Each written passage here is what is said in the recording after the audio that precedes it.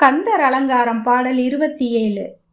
ஓலையும் தூதரும் கண்டு திண்டாடல் ஒளித்தனக்கு காலையும் மாலையும் முன்னிற்குமே கந்தவேல் மருங்கிற் சேலையும் கட்டிய சீராவும் கையிற் சிவந்த செச்சை மாலையும் சேவர் பதாகையும் தோகையும் வாகையுமே.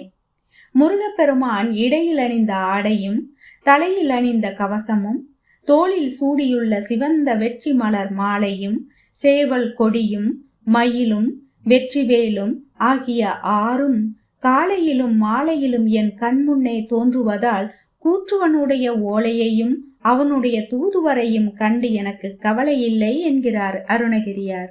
காலையிலும் மாலையிலும் என் நேரத்திலும் முருகனே எனக்கு முன்னின்று என்னை காப்பதால் நான் ஞானமடைந்திருக்கிறேன். அதனால் அறியாமையால் வரக்கூடிய யமபயம் எனக்கு இல்லை என்பது இதன் பொருள்.